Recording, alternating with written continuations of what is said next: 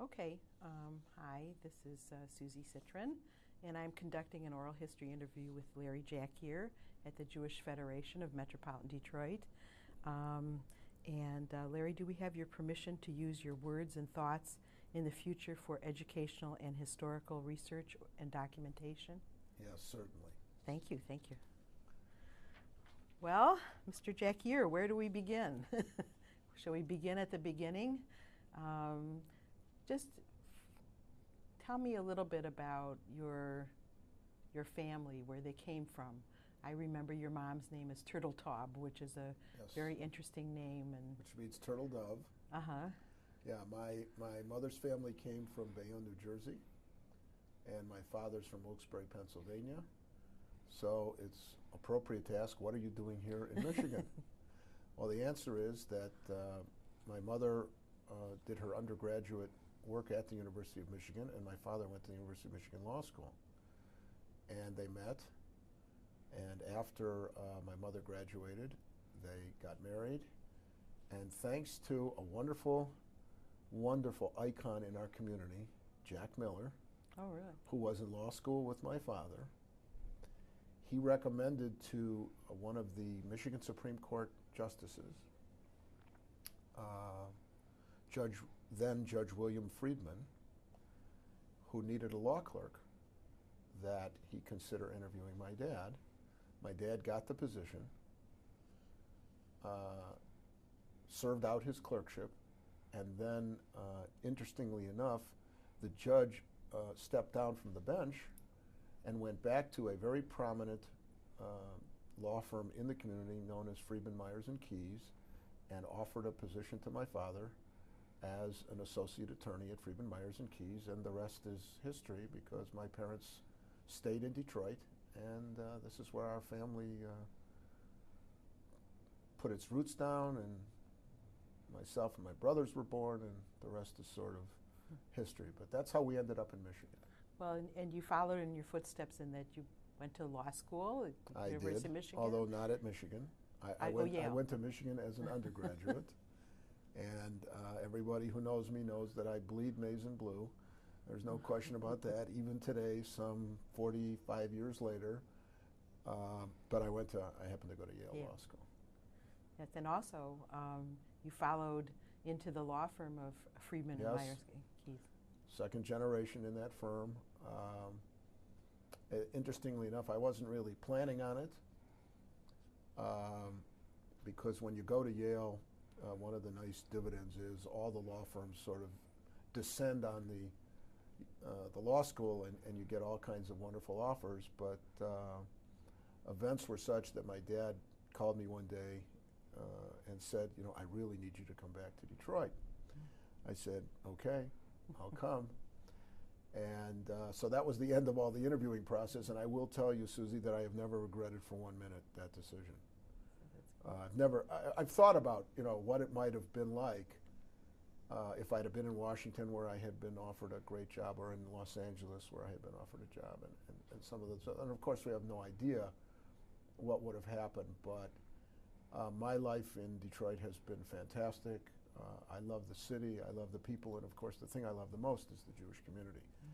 And that, we hear lots of pejorative and negative comments about living in Detroit and living in Michigan and all of that. And, you know, maybe to some extent it's true. There may be cultural opportunities in other places and some other things in other places, better weather and what have you. But if you end up the way I ended up, which is having the great privilege of being involved in our Jewish community, there is no better Jewish community anywhere than Detroit, and that makes up for a lot. And that's why I say I would never have second-guessed myself, and never would have traded what might have been for what was, because I have loved every minute of being here. What was it like growing up in the Jackier household? I know you were president of your senior class, and you were in elementary school. No, not in high school. In elementary school, at Pasture Elementary. It was great. I had wonderful, nurturing parents. They set wonderful examples. Both my mother and my father were involved civically and, of course, in the Jewish community. My mother was president of the Women's division. Later on, my dad was president of what was then called the United Jewish Charities. So they set great examples. We had a very close household. I had two brothers. So there were three boys, and sometimes it was chaotic, and there were fights and things like that, as always happens when boys are growing up.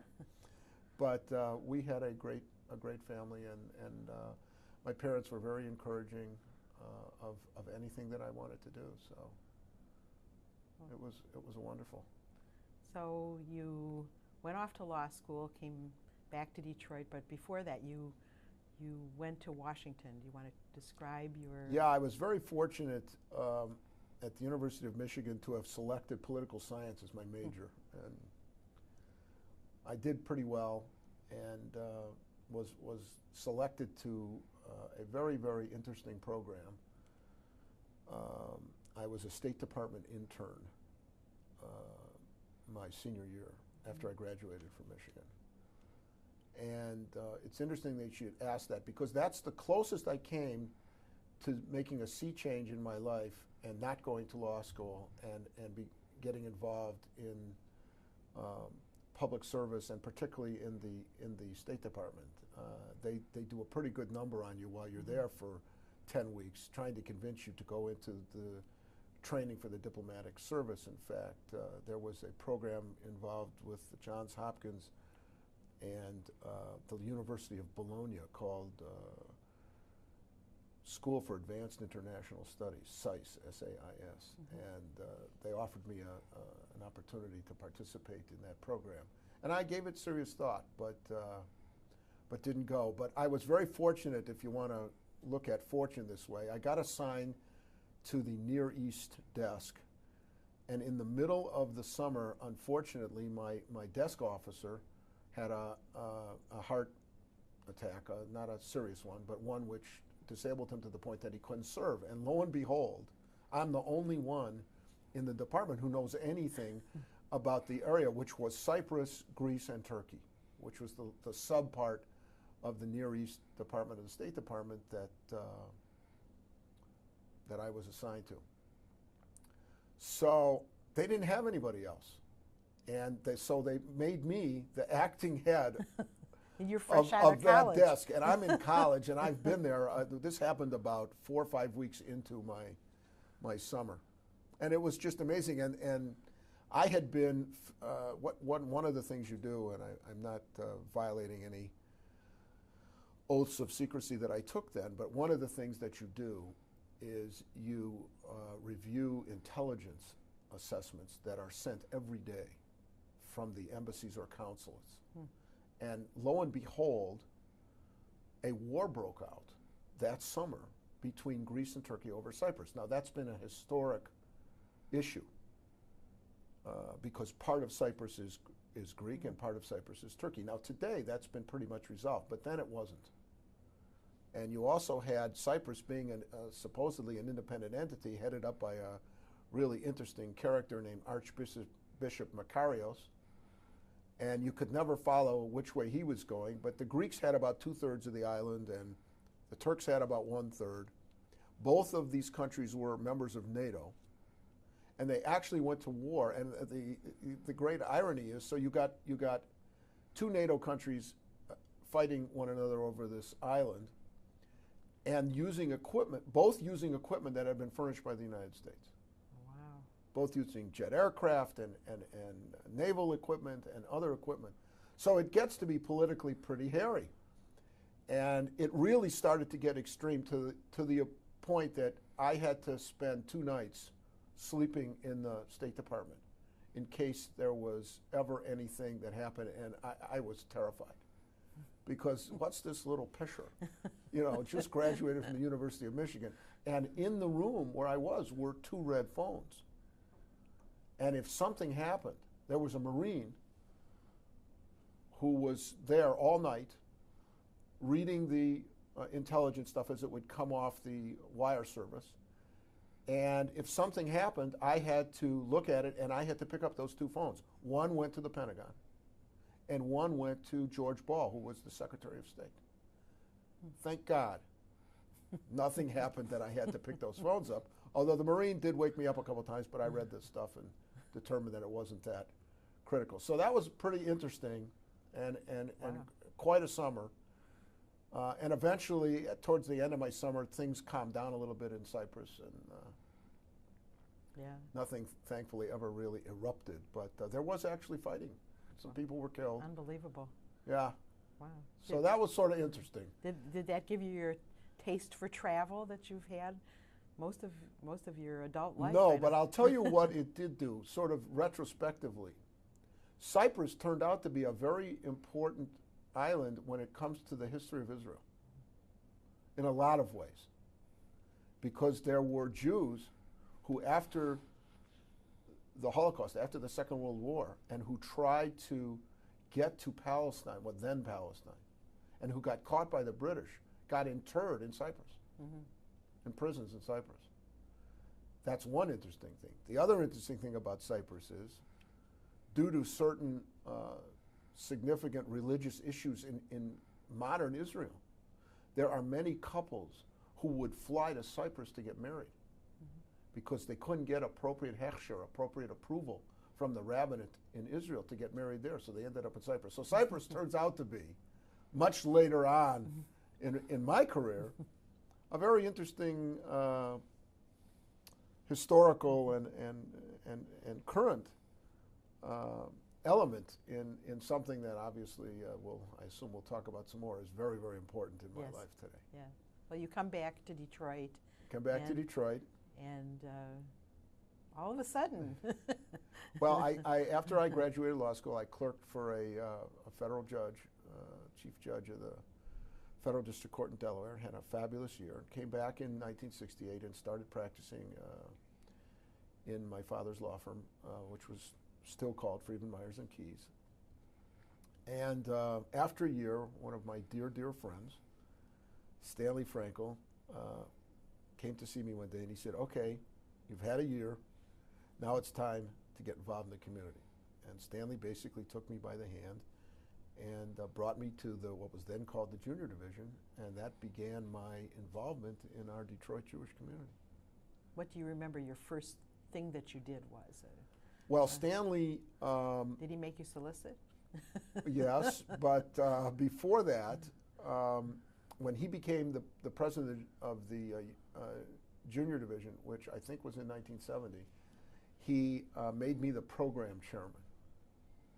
So my first task was to develop programs, about 6 of them, over the course of the year for the Junior Division. So that was really my very first exposure. And then we had a really insightful and wonderful program called the Liaison Program from the Junior Division. I don't know if you remember this. And I think to some extent that program still exists today, 40 years later. But members of the Junior Division would get assigned to various agencies, and they would go and be invited to go to those agencies' board meetings. Even though they had no vote, they could go and observe and start to understand what their particular agency did and what its issues were, and begin to get integrated into the community. And mine was the Jewish Community Center. So those were the first couple of things that I did as a result of Stanley sort of bringing me into the It's interesting that whole liaison program started then, because I know throughout your career you've been interested in mentoring and mentoring young people, making sure they get involved and that they're assigned to somebody. Right, because I think that's critical. I think that if you look back and if you ask people, and I mean, I could ask you, there was somebody in your life who really reached out to you and brought you into the community. It's just the way it happens. I mean, we all try and do it, but we all probably would acknowledge that there was somebody who was the key to our own involvement, at least at the beginning. And for me, it was Stanley Frankel. You want to talk about your travels with Stanley a little bit? Oh, I've had many, many travels with Stanley. Some of them quite remarkable, yeah. Not only the trips to Israel. Stanley took me to Israel on my first trip to Israel in October of 1974, one year after the Yom Kippur War. That was a very, very sobering, but also exhilarating experience. It was a 2-week mission. I would tell you, Susie, my feet never touched the ground the whole 2 weeks that I was there. 2 weeks is a long time. Yeah, it is. I don't, you know, you don't know how right you are. I don't believe in all the other trips, and I just took my 80th trip to Israel this past June, I've ever been there for 2 weeks. So that first trip was still the longest trip. And that was a seminal experience for myself and my then wife, Shelley, and we really talked about how we were going to change our life. We made a commitment to send our kids to Jewish day school on the plane home. We both started studying Hebrew at the JCC as soon as we got home, and a number of other things. So that was a very, very fundamental experience for us. And as I was saying, it was Stanley who was the one who mentored us and took us, and then we were sort of able to stand you got upright really and active. Fly on our own. You got very active, not only locally but nationally.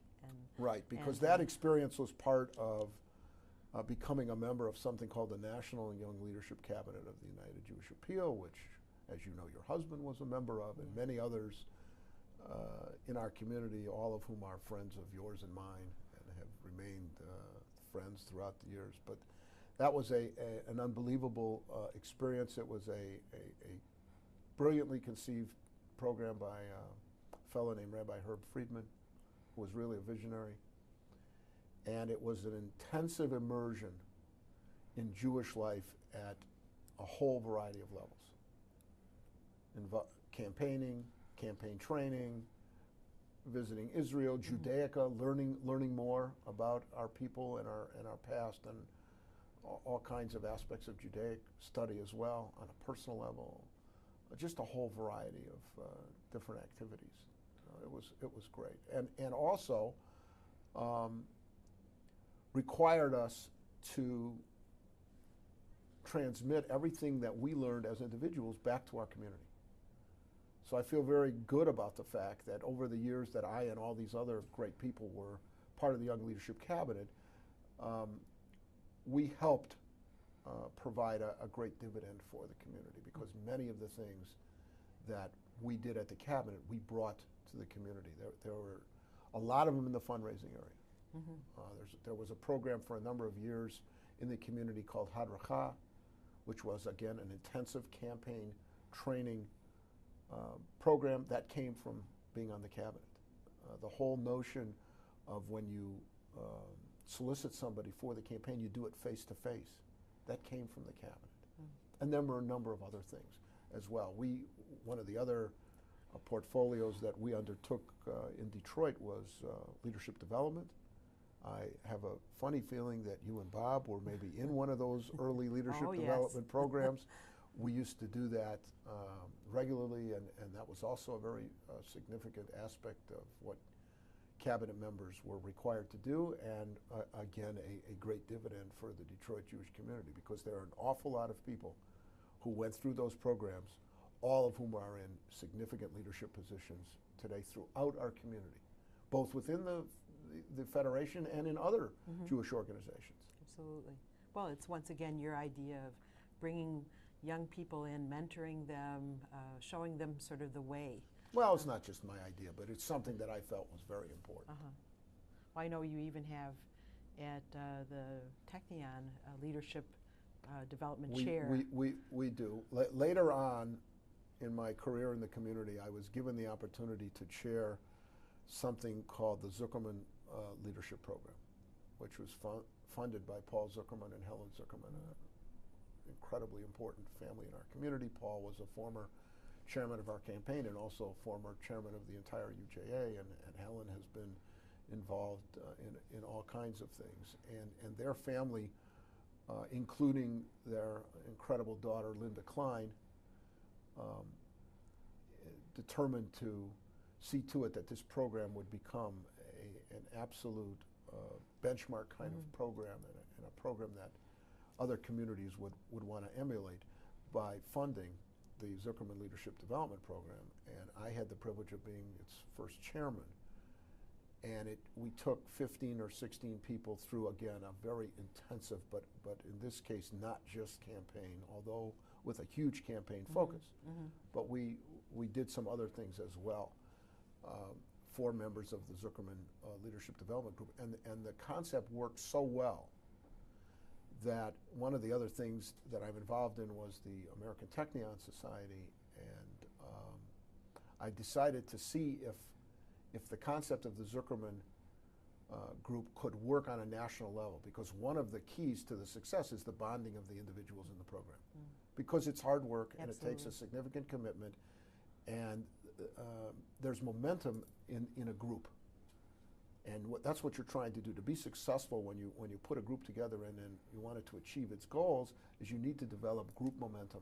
And you develop that through the interaction of the people. Well, when it's all in one community, that's a lot easier to do, because you can meet at someone's home or at some other community venue, and it's much easier to obtain participation. On a national level, somebody's got to get on an airplane to get to the meeting for that bonding to take place. So I was curious to see, and a little apprehensive to see, whether the same concepts that underlay the Zuckerman program would work on a national level, and they did. And so the American Technion Society developed something called the 21st Century Leadership Program, which is now in its 3rd iteration. And one of the members of the first group, which again I had the privilege of leading, is now the current president of the American Technion Society. Wow. So, wow. What an so these things actually work. Yeah, absolutely. They actually work. Well, you said 80 times in Israel, and I want you to talk a little bit about missions and trips, because many of them have been missions, and you've taken other people. It's not just you going. Almost all of them have been missions of one type or another. So is there, and also, it's not just Israel. It's the former Soviet Union, it's Morocco, it's Ethiopia. Okay, so, well, I'll start with Israel, and then we can talk about the other places, because they're different. You know, you've done it. You've been right at the top of the pyramid of these missions as well. There is nothing, in my opinion, that helps people connect with their own identity as a Jew than to go to Israel. And for those of us who have the privilege of organizing these things, I think you would agree, I'm sure you would, that there's nothing more fulfilling than to take someone who's never been to Israel before and see them open up to what you experienced the first time you were in Israel. I can't remember, but I think I was with you on your second trip to Israel.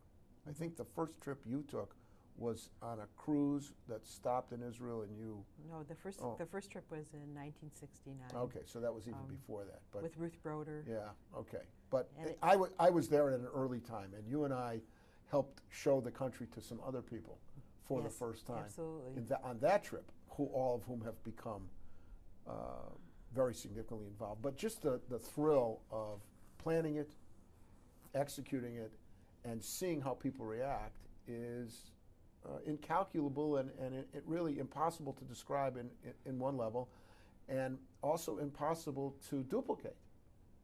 It's sui generis, you know, it's unique. Yeah. And it's wonderful. And people will ask me, and many people, including some of my family members, why do you keep doing this? And, you know, and why do you keep going back? And all they would have had to have done would have been on one of those planes this past April when we took 600 people on the fourth miracle mission to get the answer. I wouldn't have had to say anything. Because that mission personifies and epitomizes everything we're trying to do and all the beauty and wonder of a trip to Israel. So, yeah, that's why I do it. You know, it's like anything else, and this is just one aspect of it, and I've said this and I'll be saying it again many times. We all get a lot more out of it than we give to it. Everybody looks at it and says, oh my God, you spent so much time. That's wonderful, you know, and heaping praise and all that. You know, it's nice, but that's not what it's all about. None of us are involved for that reason. We're involved because on a personal level, we get so much fulfillment out of what we see happening. And we grow and we benefit from all of these things that we're involved in. That's why we do it. Yeah, and a mission is kind of the epitome of that in many ways. When you see that happen, there's no better feeling, in my opinion. yes, but you're unique in that over a period of more than 20 years, you've schlepped people to Israel, and you haven't lost your enthusiasm or your excitement or your warmth. No, I haven't, but I don't know if I'm unique. I think I'm lucky to have had the opportunity to do that. Yeah. And we've made so many friends that we wouldn't have ever had an opportunity to even encounter in our Jewish community because of these trips. I mean, You're right. so many people. You know, in many respects, you could say it another way. One of the great things that we get out of what we do is the people we meet. It's not just the people we might help, which is a whole nother area and which is tremendously important, but the people we meet and what you derive from all those people that you meet is just one of the most wonderful aspects of it. So, yeah. Now you asked about other destinations. The other places that I have gone with Stanley and with you and with others really has to do with sending a message to members of Klal Yisrael, to members of the Jewish people, that there is a strong Jewish community out there that is thinking about them, that is concerned about them. Because most of these communities that we have visited, whether they be in the former Soviet Union, whether they be in the Ukraine, whether they be in Hungary or in Czechoslovakia or in Morocco or in Ethiopia, which I also had a chance to do when there was still a Jewish community there, they're isolated. And they're not part of mainstream world Jewry. They have their own community, and they try to maintain that community. But for the most part, these communities, at least were at the time that I went, that you're referring to these places, those communities were struggling. Some struggling to survive at all, because, for example, in Romania, where I also went, the Jewish community has essentially disappeared. And others struggling to have some kind of viable quality of Jewish existence where they are. I mean, obviously, in many respects, it would be wonderful if all of them would go to Israel. But that's not happening. That's not realistic. And so they have to have a meaningful Jewish existence where they are. And one of the things that helps contribute a little bit to that is when Jews from other communities come to visit them. And so that was the primary motivation, to see these people, to let them know that there's world Jewry out there that cares about them, that's willing to do things for them, that is willing to come and see them. And then on the other side, to be able to come back to our community and act as, you know, spokespeople or people who can explain to members of our community what's going on in world Jewry, because people in our community aren't aware of it. And if you get an opportunity to come back and explain what it was like to be in a shtetl in Romania, or a shtetl in the Ukraine, or in the Altnai Shul in Prague, or the Choral Synagogue in Bucharest, and I could just go on and on and on. It's very important and very powerful as well to let our people know there's world Jewry out there, and part of what they are doing helps these people. Absolutely. Now, I haven't had the privilege of going to Argentina, but in Argentina today we have a similar issue, unfortunately, where you have a significant Jewish population that is struggling. And when people go, and people have gone from our community, many, it's a very important thing to be able to say to them, we're here for you, we're part of this, we're not abandoning you, and we're not going to let anybody abandon you. But sometimes on these trips, you know, the other Israel trips, you went with groups, you know, Yeah. and it was this, on these trips, when you went to Ethiopia, for example, I mean, That's the only trip I went by myself. Well, okay. That was the only one I went solo. Even the Soviet Union when you went with the Gershensons. There were four of us. I mean, those are trips that you take not for enjoyment and pleasure, That's true. But for you risked. Well, there's some enjoyment, but if what you're saying is they're tough trips, they are tough trips. They are tough trips. But not many people would choose those. But worth it, Susie. Worth every. I'll tell you about Ethiopia. I mean, every crazy thing you can imagine went on there. Meetings in the middle of the night with leaders and under tremendous pressure.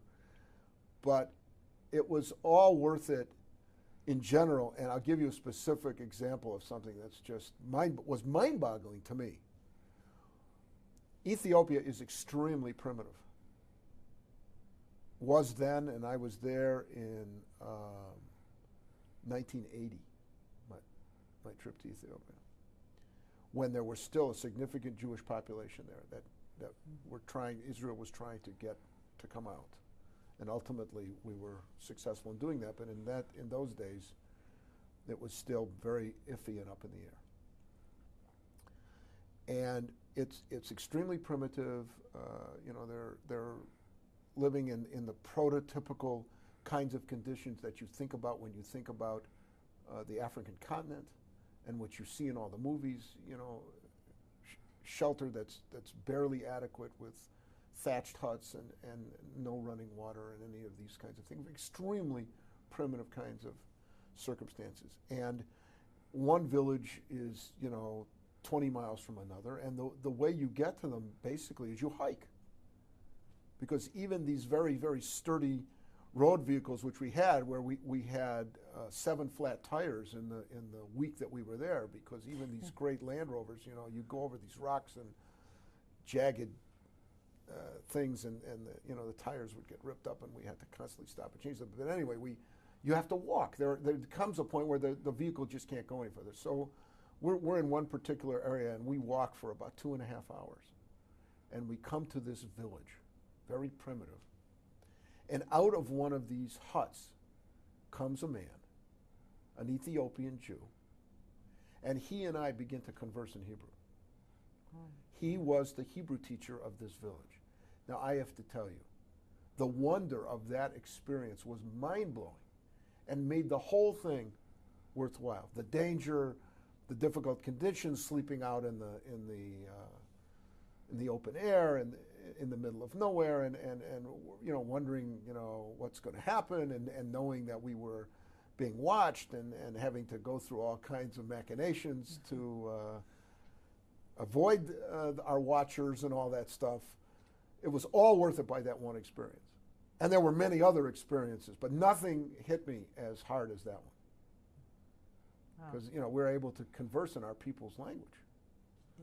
It was quite remarkable. So that was that one. The trip with the Gershensons was we just felt it was very important. It was in 1979. President Carter had determined that as a result of the Soviets having moved into Afghanistan, that we were not going to participate in the 1980 Olympics in Moscow. A major political statement, and one which obviously did not endear Americans and America to the Soviets. And this was on the sort of the cusp of when the Soviet Jewry movement was really starting to gain momentum. But nobody was going to the Soviet Union because of what had happened. And really the primary supply line, if you will, to Soviet Jews who were, particularly those who were interested in going to Israel, who were called refuseniks. And we don't have time to go into all of that, but we'll just accept the fact that that's what they were called. They had very little of a support system. In fact, the opposite would happen. When they announced that they were a refusenik, they would typically be harassed to death. They would lose their job for the most part, and they would have very difficult lives thereafter, and had trouble feeding themselves and housing themselves and all these things. But the one thing that we could do was we could be actually a supply line. So we, Americans who would go, would be like camels. we would take everything we could conceivably take in our luggage to give to them that they could sell in the black market, because there was a very active black market in the Soviet Union at that time. I think there probably still is today. And items like Levi's and cameras and all kinds of things, shirts and T-shirts and anything that had American stuff on it was worth a lot. And so we determined, the Gershensons and we determined that we wanted to go. And we went. And that was another one of these tough trips, because we got stopped at the airport and searched, and it took us 2 hours to go through customs, and there was this very significant confrontation, which again, we don't have time to go into, but we managed to get through. And then, and then over the course of, I think it was 8 days, we were in Moscow, and it was then Leningrad, and went to St. Petersburg. It's now Leningrad again. And in Leningrad, and we visited 8 or 10 different refusenik families and just gave them all this stuff, so that when we left the country, there's nothing in our suitcases. we gave, I think we had one set of clothes each left. Wow, wow. But yeah, I mean, so there we were there to do something. Again, to communicate. We brought some messages out with us. What type of messages did people? Oh, statements of their circumstances and things they needed. We brought some information about some medical supplies that particular refuseniks were lacking and needed. We took some with us, but there, so there was this constant kind of chain of a human delivery system, because that's the only way you could do it. You couldn't send the packages. The packages would get stolen, searched, whatever. You had to actually go. And it was just at a time when very few people were going. But when you came back from both of those trips, I know I read something in your biographical folder that there was a headline that says Jackier speaks for 40th time on Ethiopia, because you were just a Mashugana and a crazy person about that. I was. I had taken pictures, and I had a slide presentation, and it was so exotic. Yeah. Because these are, of course, black Jews. And just the whole connection to world Jewry I remember was there. The one shot you had of a young man in the village in Gondar, and then you had him in Israel in front of a computer. Right. That was just one of these great miracles. That actually also happened on a visit to the Soviet Union. One of the families that we visited had the same last name as I do. Oh, my goodness. Evgeny Jackier. Visited him, and then got the great privilege of seeing him in Israel, because he got out about 10 years later. Wow. And we stayed in touch, and I saw him on one of, he came to have dinner at the hotel on one of the other missions that I was on many years later. So yeah, those are also, of course, very, very and even exciting events. When you came back from your Soviet tour with the Gershenson, and I know you started a whole twinning program, bar and bat mitzvah twinning, which had not been done before. We did that. Yep. Yeah, because we thought that was very important. And of course, it's typical. All you have to do is explain to people what's going on, and they embrace it. The minute we talked about that, all the congregations embraced it. They wanted to be involved. They just didn't know that this was something that would be so symbolic and important. And that's very typical, Susie, of the way I react when I hear, for example, today, comments like, the current generations don't care. I don't buy that at all. I don't buy that at all. I will agree that a current generation, because of history and events and lifestyles and a lot of other things, may not have sort of the intrinsic understanding of where they fit in the tapestry of the Jewish people. I'll agree with that. And that those who were born 30 or 40 or 50 years ago did, because of all of the historic events post the Holocaust, the creation of the State of Israel, and all these other things. It was more an instinctive thing. Today, I'll agree, it's not as instinctive, but I have found, and I fervently believe, that if you explain to people what the needs are, what's going on, they embrace it. Mm-hmm. The only thing they're lacking is information. It's not that they don't care. They do care. They just don't have the information. Mm-hmm. And if you provide them with the information, they will respond appropriately. Well, that was the case with the twinning program. Mm-hmm. I mean, it was easy. All we had to do is be the messengers and say, you know, it's very important to them to know that someone is being bar mitzvahed and being twinned with one of them, and you could make a phone call on the weekend of the bar mitzvah. Ariana, my daughter, when she was bat mitzvahed, we did that. And it made it so much more meaningful for her, but it was also a connection to the 13-year-old girl in Moscow who Ariana was twinned with. Mm-hmm. So it was a wonderful thing, but it was just simply explaining it. Yeah, but not everybody would seize the opportunity and find something unique and unusual to have in the community. I don't know. You're like the Pied Piper. I'm not sure about that, Susie. I think people would.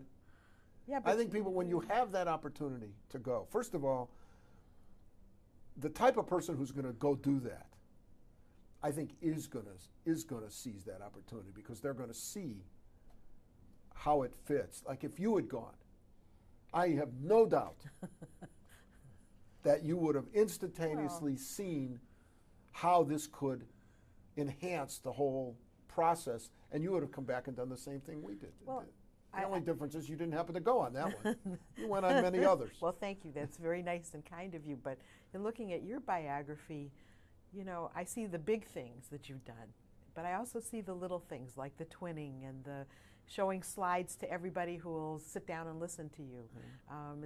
It's almost like it's not only a passion, it's almost like an obsession to make sure that people understand what's going on in this world, not just here locally, but in the entire Jewish world. And it's an amazing accomplishment. Excuse me, I'm getting choked up because I've been a part of it in some ways. Part of it, particularly more recently, relates to the fact that I'm married to Eleanor, whom, as you know, is a survivor. And you know, when you hear and understand that, yes, it also creates a significant motivation to want to be able to do whatever you can, because here's a human being walking the face of the earth today who, in the blink of an eye, could have been gone. And if you heard her story, which again we don't have time for all of that, but well, you would understand all of those sequential coincidences that were mathematically not possible but actually did happen. Yes. That she survived, and she's here, and her family, for the most part, all but her brother, survived.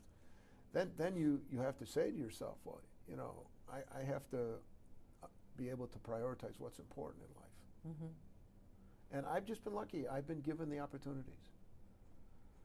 Oh, and you've taken the opportunities as well. Sort of fell into place. I should ask you, I mean, you keep saying if we had the time. We have as much time as you want to take, so you can tell us anything you want to tell us. Fine, I'll tell you anything you ask me, Susie. I go back too far with you. Well, I do want to talk about more current things like your presidency and taking on the presidency of this federation around the September 11th. Yep. What was it like? Tell me. Well, what it was like was nothing I imagined.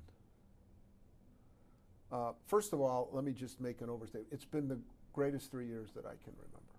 I'm almost done. In another 6 weeks, I will hand the baton to Peter Alter with great pleasure and with great confidence that he will be an outstanding president. But it's been an awesome 3 years. Nothing like I would have expected. I have said this to many people. If you and I had sat down 3 years ago in August, just before I became the president of the Federation, and would have talked about what do you think the issues are going to be, whatever we would have talked about, we would have been wrong. Nothing that has occurred is what I would have anticipated. You indicated one thing. The events of 9/11 occurred about a week before I became the president, and I was actually in Israel when that happened. Yeah, I know. On a solidarity mission. I know. And just trying to get back. Actually returned on the very first plane that the United States allowed to return to the States was the plane I was on. And then a week later I became the president of the Federation. Well, that obviously changed many, many, many things. It changed things economically. It created tremendous issues of security here at the Federation and at every one of our agencies that nobody could have anticipated, with huge financial implications, very costly things that we needed to do that we weren't doing and wouldn't have felt the need to do but for the fact that that happened. And it also, unfortunately, as I know you know as well as I do, changed very significantly or accelerated the problems that Israel was facing. I mean, the Second Intifada had already been going for a year, but it was more of a low key. After that, things really ramped up in terms of terror and the awful results of unfortunately successful acts of terror in Israel for a very prolonged period of time. Now, in the last 6 to 8 months, things have calmed down some, and hopefully that will continue. But so it changed the landscape dramatically. One of the other things that it did was it caused a significant downturn in world financial markets and in the American financial markets that we're still struggling to emerge from. But what it meant for us in the Federation and in the community was we had a cushion that we were actually using very effectively to support the things that our community needs to be doing. And that cushion went kaput. It completely went away. So that a year ago this past February, we had to face the music. And we instituted dramatic, unfortunate, but necessary cuts in funding, not just for Israel, but for all of our local agencies. And I'm talking about very significant cuts, as you know, $6 million. And the reality of having to live within whatever we succeed in achieving in an annual campaign set in, because that's not what we had been doing. We had been supplementing our campaign success with money out of our unrestricted reserves, and those unrestricted reserves disappeared. So it was very painful and it's been very difficult. We're through it. I think the community is stronger because of it, but it didn't minimize the impact and the difficulty. Those were the big picture items. There have been a lot of other issues. We've had some significant issues at a number of our agencies that are difficult to predict. Candidly, we continue to struggle with the Jewish Community Center. Those issues have not yet been fully resolved. There's been an awful lot of money invested in the Jewish Community Center, and yet we still seem to have need to put more. We're living in a world today where we have kids who want to go to day school who can't afford it, and we can't provide them adequate assistance and subsidization to help scholarship funds at the levels we would like to. The Hillel Day School enrollment is significantly down because of that. So Jewish education is struggling. And there are a number of other issues. On the other hand, there have been some phenomenal things. I mean, we created the Jewish Academy. We have a community high school. It's thriving. It's growing. There are going to be, I think, 65 to 70 new students coming in the fall, which is remarkable. I didn't know that. Yeah, we're going to have, Susie, we're going to have about 175 kids, up from 130. Wow. So the ones who graduated, you take them, we're still growing by 40 or 45 students, so it's really exciting. But in general, we're struggling. I'm meeting with the day schools on a regular basis to try and help them. And so there's a lot of that, but we've had some phenomenal things. I mean, we took 600 people to Israel in April when nobody was going, and made a phenomenal impact. And the ripples and the implications of that in our community are still going on, and in the most positive way. We're now talking about, and it's more than talking, we're going to take the first Detroit Jewish community family mission to Israel in the December of 2005. Yeah, I hear all as a result of the momentum of the Fourth Miracle Mission. I hear there are 700. 1,000 people have signed. 1,000 already. Yeah. Wow. Yeah, and we haven't even recruited. Wow. And you know, you've been a mission chairman. Yes.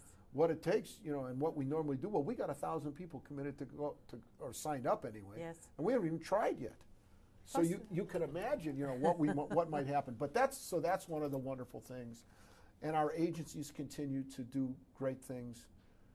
You know, the Brown Memory Center has been created at Fleischman, and you know, our services for the elderly continue to grow and expand, and our day camp, our fresh air camp is thriving, and so there are a lot of wonderful, positive things going on in the community as well. Yeah, we do all of this in the face of turning on the news each day, and you know, hearing. It's tough. It's tough. We're living in a tough world. You know, government assistance to our agencies is cut. The United Way campaign is substantially down.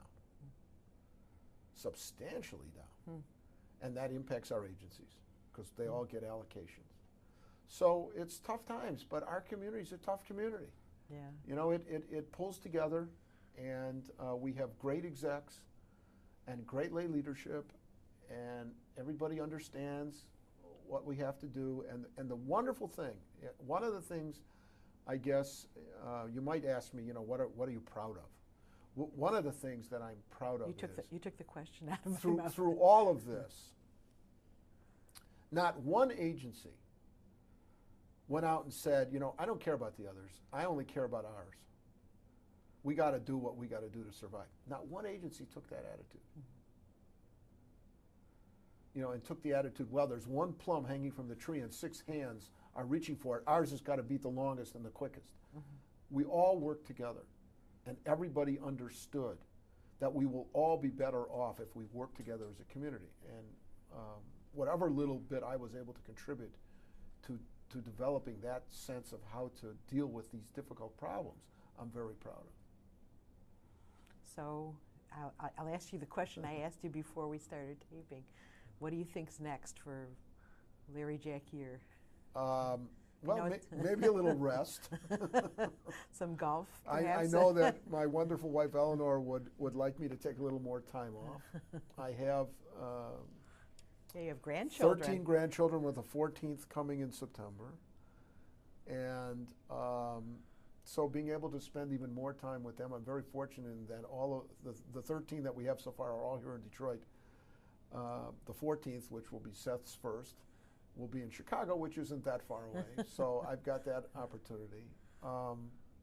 You know, when I'm done as the president, I become the chairman of the executive committee of the Federation, so I'm not going anywhere. Well, we know that. And then the other thing that we really didn't talk about yet, I have had sort of in the last few years, a sort of a parallel career, because there's another Jewish organization out there that I have spent. We mentioned it briefly in the leadership Technion? development. Yes, the Technion.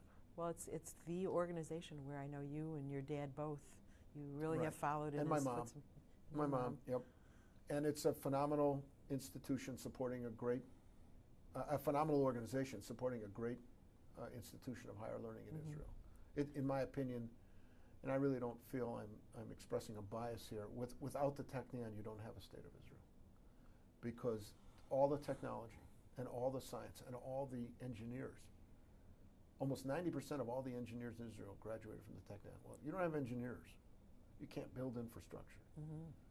If you don't have these techies that graduate, you wouldn't have all these companies that are doing all these things that are enabling Israel to prosper in a difficult time. I mean, so many high-tech companies are run by Technion graduates. I know, I think I read someplace where, I think you said the MIT was the Technion of the United States. Yeah. I probably did that in jest, but they are similar. And they have tremendous amount of faculty exchange and student exchange. So MIT is the model that Technion tries to pursue, and it's been very successful. It educates 13,000 students a year, and they're just doing a phenomenal job. So they have asked me to get even more involved. And that should be very exciting. I'm considering it. So I know where to find you. Yeah, I mean, what they want me to do is a very, very big responsibility. And I haven't decided whether I'm going to do it or not, but I'm thinking about it. Oh, that's great. That's great. So you're never sitting quietly and resting. I don't think so, Susie. I don't think you are either. I think there are people who, you know, if we start to do that, our lives will start to get, will go on the decline, sort of. I don't know that it's particularly healthy not to be doing things. So I have a funny feeling I'm going to continue to practice law, and I'm going to continue to be, you know, doing these things. Somebody's got to make some enjoy money it, around here. right? We do. Well, I just want to get back a little bit because you mentioned your grandchildren and Eleanor and how many children she has. I mean, you've got a lot of grandchildren. 13. And, you know, Eleanor is such an exuberant, wonderful, She you know, is. exotic, lovely person. You know, I've enjoyed being with her. So I don't know if you, at the end of this tape, want to comment a little bit about how she survived and what she's meant. Yes, Yes. absolutely. She survived through a remarkable series of coincidences. She got separated, her mother and she got separated from her father and her brother. And her mother and she did what, once they realized they were separated, there was no turning back. They were 4 or 5 hours from their town, and there was nothing they could do. They got on the front of the truck, and the father and the brother were supposed to get on the back, and there was no room, and the truck took off. 4 hours later, when they stopped, it was the first time they realized that Sam wasn't there and the brother wasn't there. But Eleanor's mother did what many, many, many Jewish people who were fleeing the Nazis did. They went as far east as they could go, into Russia. And Eleanor was thrown off trains that were, you know, in motion because the train was being bombed from the air and this and that. And she somehow survived all that, she and her mother, and they ended up in Uzbekistan, which is quite a ways into the Soviet Union, in a place called Tashkent. And that's where Eleanor was raised from about 1 until she was about 6. She was raised by gypsies. And her father, who survived, did it by just his street smarts and his wits, and he was a Schneider, a tailor, and he did work for the German army. He made uniforms, and what was interesting was, because he was a Jew, the soldiers would not allow, and he basically worked for officers. He would come to their headquarters, and they needed uniforms or they needed repairs or whatever they needed, and he would do it, but they would not let him touch them. Now imagine, how does a tailor do his work when he can't put a pin or he can't make a line or he can't do anything with what he's trying to do? He had to do it all with his eyes. And he acquired this unbelievable talent that he could do that. Until the day he died, he could do that. When I married Eleanor, and I needed some of my whatever, I needed some of my clothes, that's the way Sam did it. I would say, you know, this jacket is this or that, and he would just look. He would say, okay, not a pin, not a white chalk mark, nothing. And 2 days later, he'd give me the stuff, and it was perfect.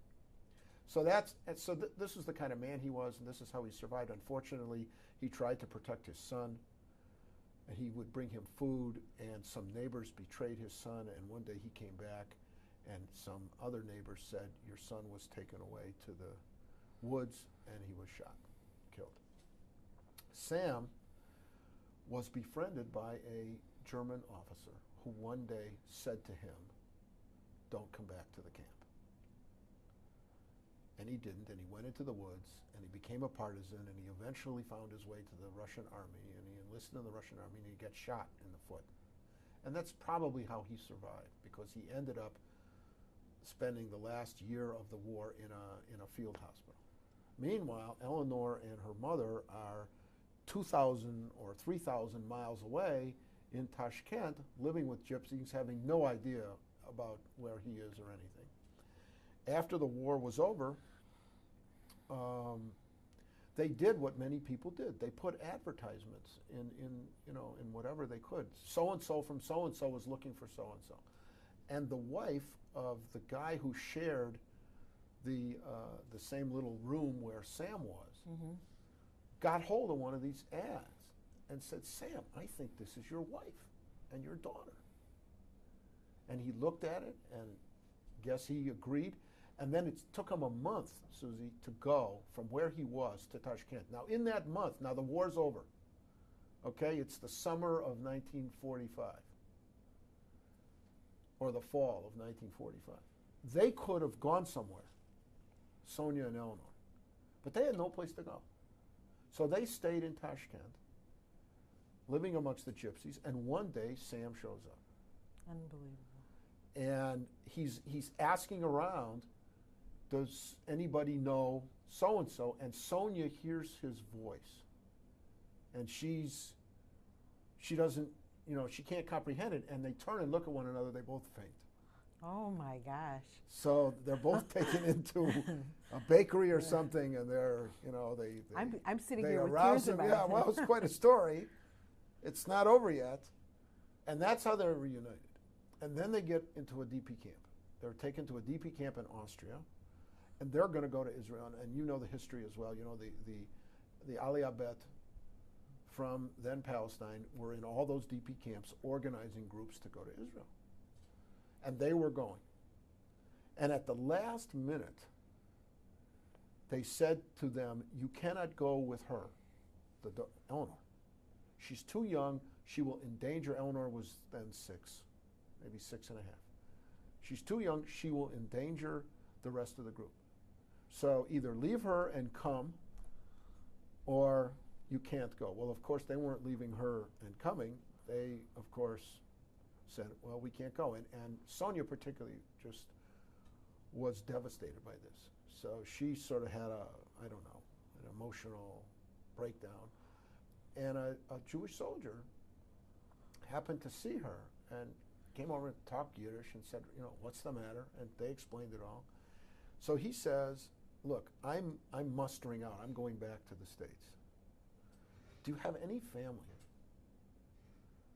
And she said, I have one brother. It's somewhere in the Midwest, Chicago or Detroit or whatever. I'm not sure. He said, well, I'll tell you what. When I go back, I live in Texas. But I'll put some ads in the newspapers in Chicago and Detroit. And he did. And her brother saw the ad. He was living in Windsor. Oh, my goodness. Uncle Archie. Just by happenstance. So many of these happenstances. Wow. And he saw the ad, and 3 weeks later, they were on a boat. And Eleanor celebrated her 7th birthday at Ellis Island. Oh, my goodness. Yeah. I'm sitting here. This is, right. This was July of 1947. Yeah. Yeah, this is tough. This is tough stuff. So that's her story. Wow. Yeah. Well, it still continues because you met her and you have this wonderful. The great thing about it is that her response, you could have a lot of responses, and I know you've talked to survivors, and you know that they can be, many wouldn't talk about it. They didn't want to remember it, or they wouldn't talk about it, or they suppressed it, and many lived in various ways. Eleanor's response was to have kids. That was her response. And I think, she had 6. One unfortunately died. Yes. So there are 5, and they all embraced that. They embraced a lot of values from their mother, but that one is an obvious one that they also all embraced because the 13 grandkids come from 3. Wow. Wow. Yeah. You have 4, 4, and 5. There's something very joyous about her. She's really just so, exuberant. Have you ever been to a party of survivors, Susie? No, I haven't. One of the neat things was one time when her dad was still alive, her mom still is, down in Florida, we were down there for the holidays, the Christmas holidays and what have you, and we went to a New Year's Eve party, and all the people there were survivors. Well, knowing you as I do, you would have loved this party because these people party like there's no tomorrow because that's how they live. They live like there's no tomorrow because every day that they've been given is a gift that they didn't expect to have. So when you talk about that exuberance and that excitement and all of that, you're right on, and that because there are survivors who express that definitely, who believe that, and Eleanor's one of them. Yeah, must be right. So wonderful to be with her. And she is. She's a little hard to keep up with, but it is. She's got a very positive attitude, and she's full of energy, and I believe that a lot of that comes from that whole thing. Well, I remember a long while ago you and I being in Mauthausen together, and oh, yes. you visited some concentration camps. I've been there a couple times. Yeah.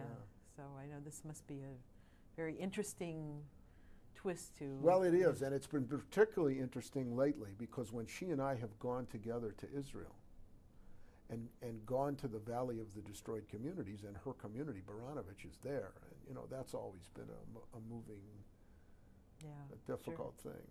Sure. Yeah. I know that some of your children, have all of the children been to Israel, or have some of them? I know Seth and Ariana they've all been. have. All 7 kids. Seth and Ariana have been there multiple times. Yes. And so has Susan. Jack, they've all been there. At least. The last one was Adam. He went a couple of years ago. You could take your own family mission. Oh, I could. When I was in Haifa this past June, I got this little recognition when I was there, and there were 14 of us who wanted to come. So I mean, everything we do, it's big numbers. You go out to dinner, Susie, it's big numbers. Okay, it's not like the normal Passover, right? Oh my God, forget it. It's Passover every night, right? Every time it's true, because we always have Shabbat dinner. We don't go out on Friday night. We always have Shabbat dinner every Friday at somebody's house. And we have usually all the grandchildren and all of us, and so it's a large number of people whenever we, whenever we're together. So yeah, must be a lot of fun. It is a lot of fun. It's great. It's not something I was used to. I grew up in a small family. You asked me about the story of how did we get here. Yeah. And I explained to you, but we have no family here at all, 0. So, our family became the community. But when we had these kinds of family gatherings, we would usually be invited to somebody's house because our family was us, the 5 of us. That was it. Well, now, I'm in a family that has 30 people at any given moment. You can walk and come home one night. I have to tell you, it took a little getting used to, but it's fabulous. It's wonderful. I mean, the grandkids are just phenomenal. Oh, that's great. The kids are phenomenal. So, any last thoughts before we end the tape? No, it's just been as I said, I don't know, an hour ago, I wouldn't have changed my decision not to come back here for anything. It's been a phenomenal experience for me. I don't know what my life would have been had I been somewhere else, but I do know that it's been rich and wonderful and very fulfilling, and I can only be thankful for all the opportunities and privileges that I've gotten over the years. We're kind of glad to have you around. Oh, thanks.